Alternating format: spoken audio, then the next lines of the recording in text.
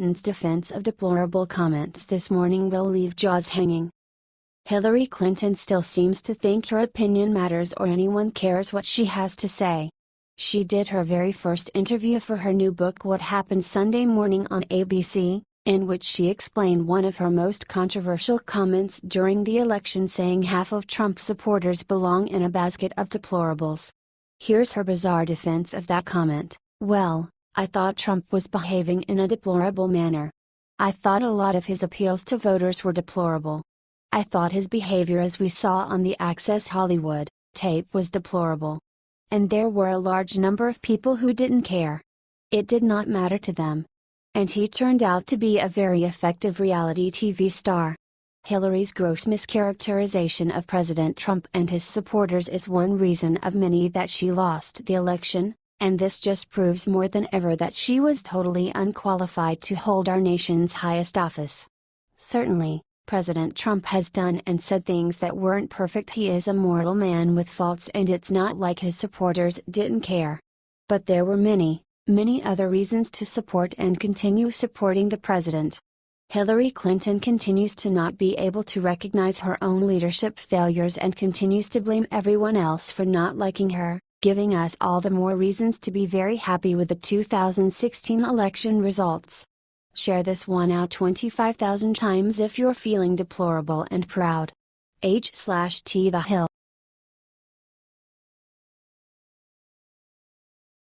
Trump just did the most incredible thing for Florida that will save lives from Irma. It's remarkable how hard the media tries to bring our president down, despite the overwhelming evidence that he is doing a great job. And that includes what he has done for Texas in the wake of Hurricane Harvey and what he is doing for Florida as it braces against Hurricane Irma. Watch this raving review of our president's performance, courtesy of CBS Los Angeles via YouTube.com. Professor Carolyn Heldman thinks Trump did a great job with Harvey, and he continues to bring relief from that hurricane.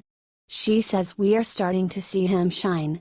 She went on to say that he is doing an exceptionally good job regarding hurricane relief. According to Florida Governor Rick Scott, Trump talks with him pretty much every day. And Trump told him, "I will provide whatever resources you need." Scott himself has said that we will spare no expense to save every life in this state. So, together, Trump and Scott are determined to do whatever is necessary to save lives in the midst of this second natural disaster to hit our sweet country in the past few weeks. If you agree that Trump is doing an exceptionally good job, comment, "Great job, Mr. President," and brag about our president by sharing this everywhere. H/T The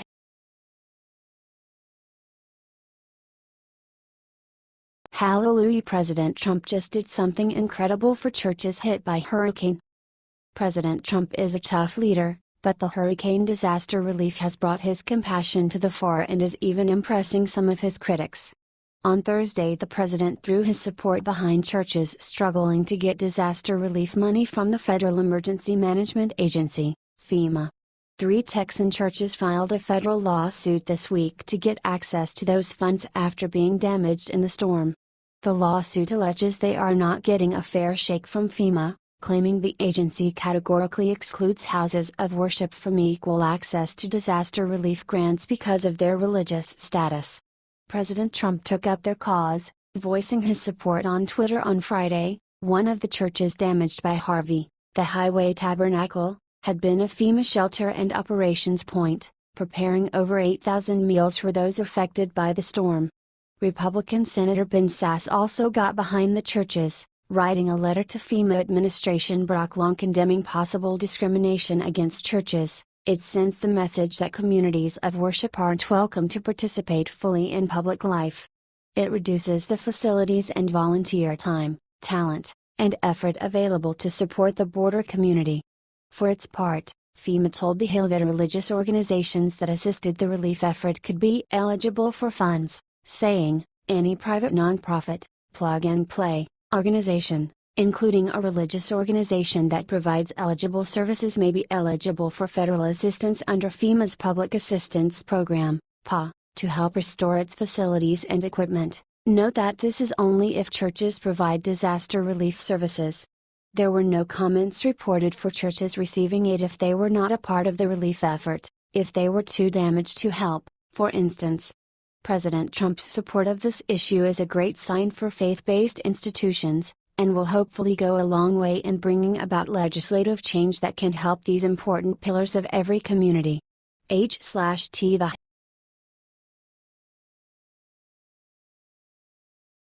MSNBC's Stephanie Ruhle spreads dangerous lie about DACA, station refuses to correct her. MSNBC's Stephanie Ruhle will push any lie as long as it fits her political narrative. She argued for DACA by claiming that there are no criminals on it, and you can't even apply to it if you have any type of criminal record. This isn't true, first because they broke the law to even be here, but also because DACA does allow certain types of criminal records. Most dreamers come here when they're 6 years old. They cannot have a criminal record. Chris Kobach can say all day long these kids are gangbangers, but they're not. 91% of them work, said Ruhle. However, if you look at U.S. Immigration Service's website, it says something very different. First, you can't be a dreamer if you are 6 years old.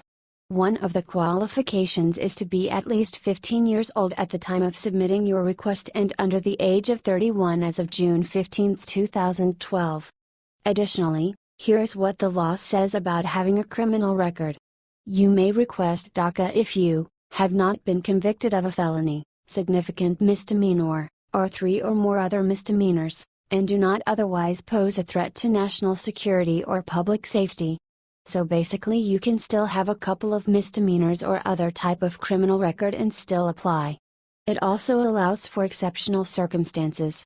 But what counts as an exceptional circumstance is not laid out. They also claimed that you lose DACA status if you commit a crime. Also not.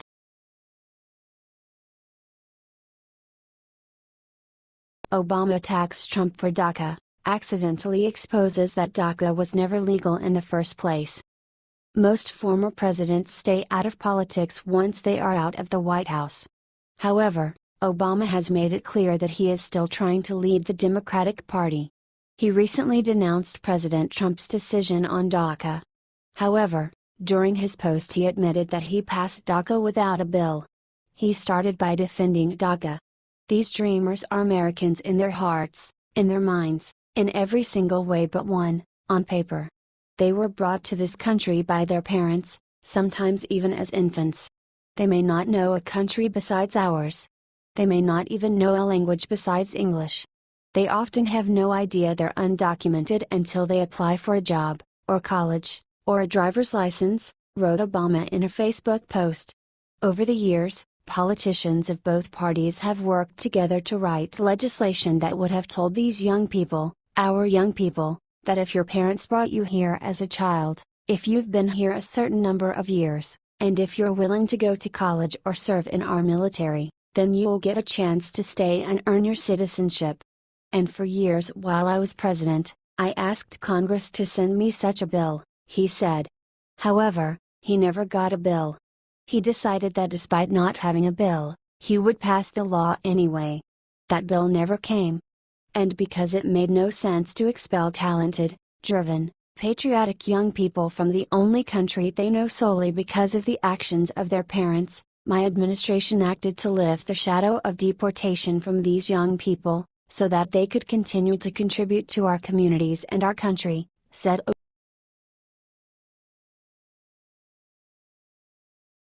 Rhino Lindsey Graham just introduced his amnesty plan for illegals.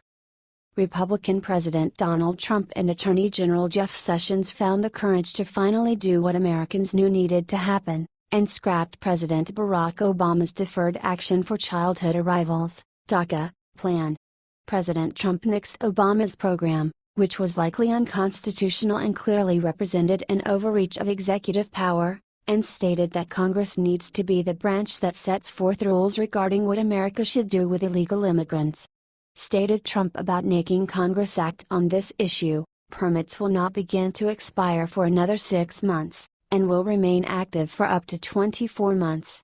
Thus, in effect, I am not going to just cut DACA off, but rather provide a window of opportunity for Congress to finally act.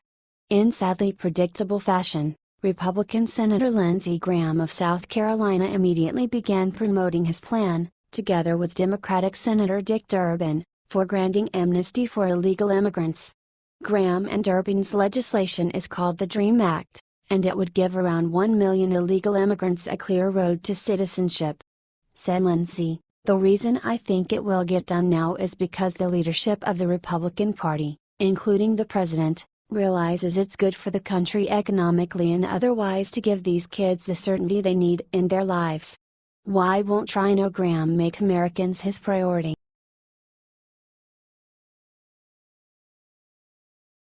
Last night Trump met with his team and made a video about Hurricane Irma Americans need to see. President Trump called together a meeting of his cabinet at Camp David last night with one very important issue to discuss: Hurricane Irma. This hurricane has already displaced basically the entire state of Florida, and the president knows action must be taken. To make all Americans aware of the important actions he is taking, Trump sat down with Mattis, Tillerson, Pence, Kelly, and the rest of the crew to make this video for everyone to watch. Clearly, the president is hard at work doing his best to resolve the upcoming problems before they even start. He is mobilizing the National Guard to help out. He is considering a larger funds package for hurricane relief. It was not all hurricane talk at Camp David over the weekend, though.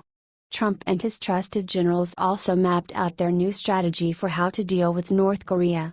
At the same time, the president used the gathering as a chance to set up his new tax reform policy with his top economic advisors, all of whom were helping with hurricane issues as well. Share.